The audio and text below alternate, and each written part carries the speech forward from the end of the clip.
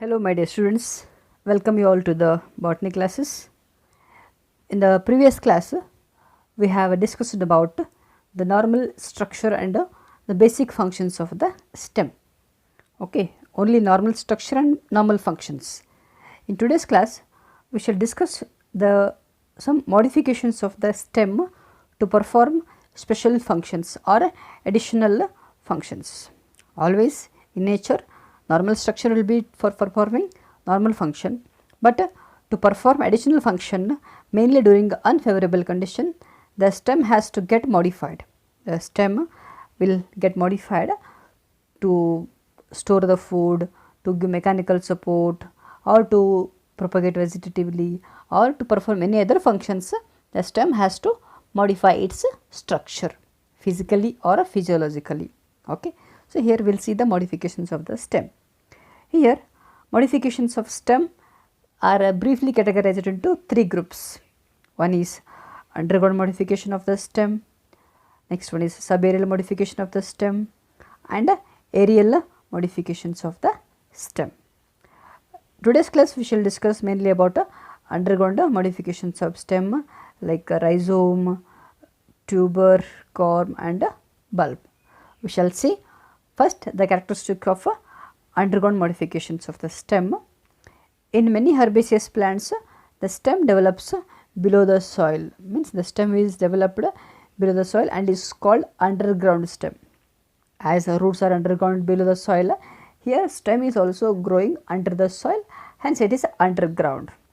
And here the stem will be dormant during unfavorable season, and it will form the aerial shoots when the conditions become favorable, Okay. And these underground stems will store the food and they become fleshy in nature and perform mainly three functions. First one is a storage of the food, perennation during unfavorable condition, and vegetative propagation during a favorable condition. Three main functions here: storage of the food. Second main function is perennation, means to preserve the living material during unfavorable condition, and vegetative propagation when condition become favorable. Here we say roots are underground and here the modified stem is also underground. Then how this stem is different from the root? What are the different features of that underground stem than the roots? Okay. Firstly, this stem is like internal structure, means even though it is underground, the characters are like the normal stem which is aerial, and the branching is exogenous. Even though it is modified stem, it shows exogenous branching like other stems, and there is a presence of nodes and internodes. Occurrence of foliage leaves or scale leaves, means small enlarged leaves are present on the underground stem with axillary bud.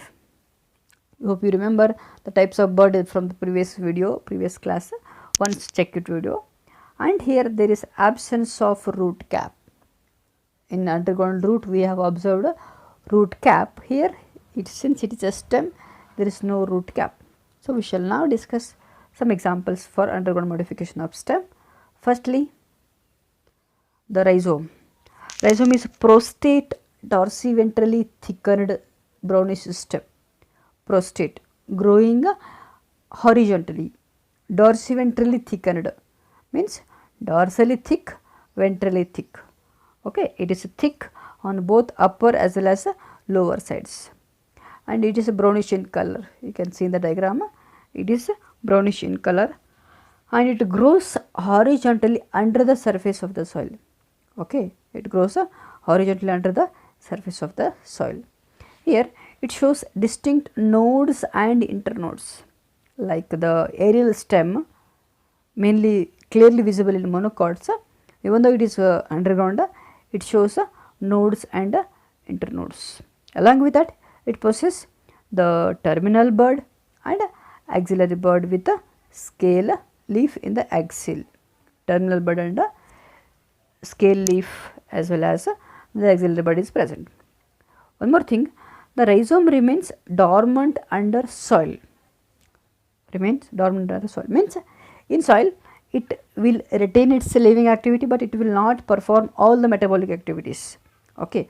And on the onset of favorable season, the terminal bud grows.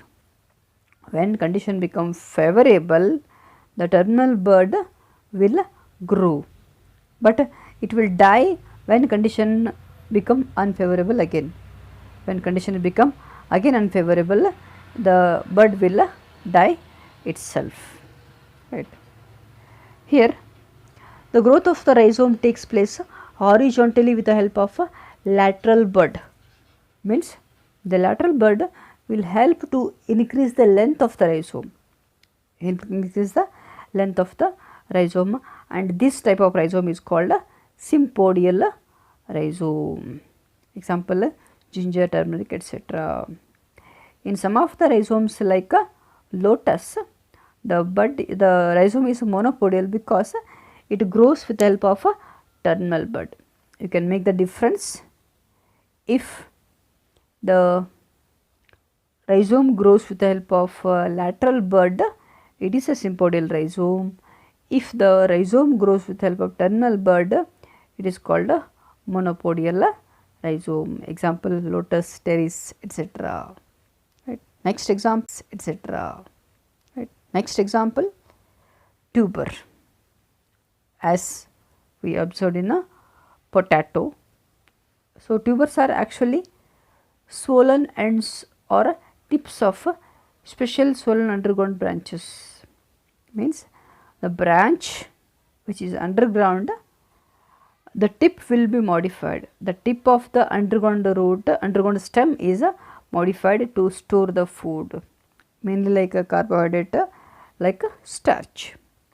Here the tubers show nodes and internodes. Since it is a stem, it shows nodes and internodes. Also it bears scale leaves with the axillary buds. Here the axillary buds are called eyes. You can see here in the diagram, those axillary buds are called eyes. Thus, one more thing, the eyes will grow or sprout to produce aerial shoots under favorable condition. When condition is favorable, they produce shoots, and thus the tuber helps in vegetative propagation.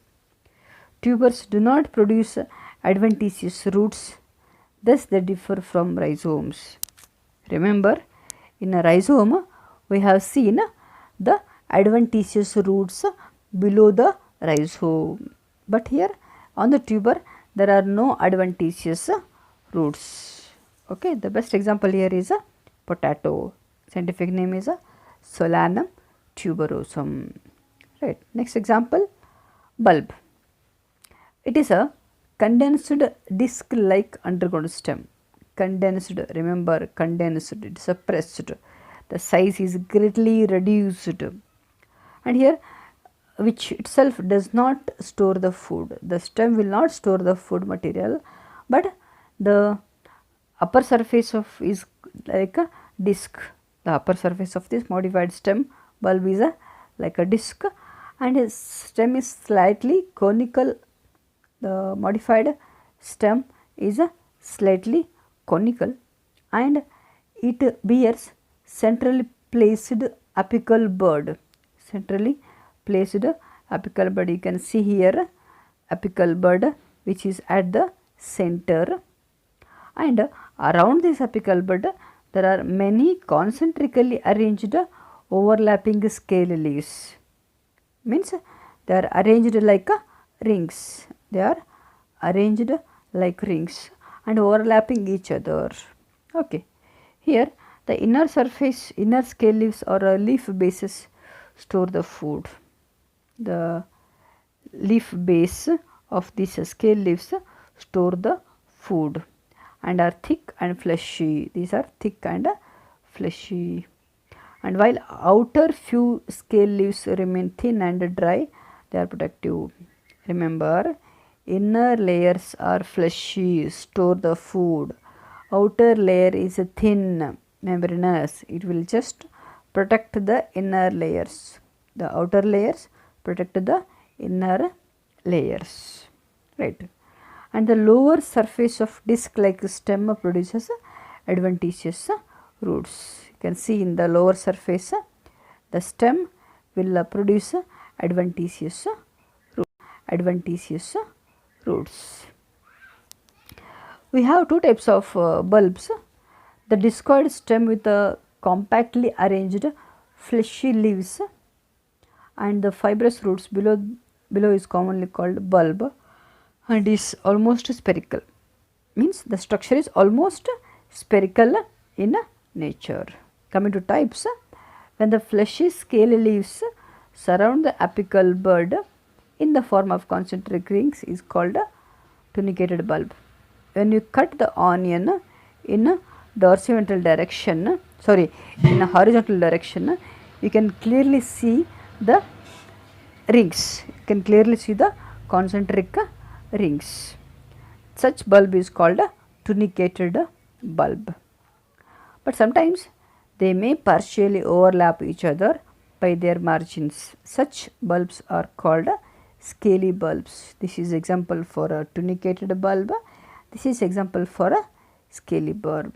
This is onion. This is a garlic. This is onion. This is a garlic. Right. Coming to the last example of underground modification, corm. Corm is a short, stout, fleshy, upright and thickened stem. It is a short in size, stout, very hard, fleshy, upright and thickened stem, and it bears many birds in the scale leaves. Here the scale leaves, you can see between the stem and the scale leaves there are many axillary birds. Here the scale leaves develop into, the birds develop into daughter corms. You can see here the small birds which develop into daughter corms. At the basis or even from sides of the stem, adventitious roots develop. Okay. And here the corm is condensed form of a rhizome growing vertically.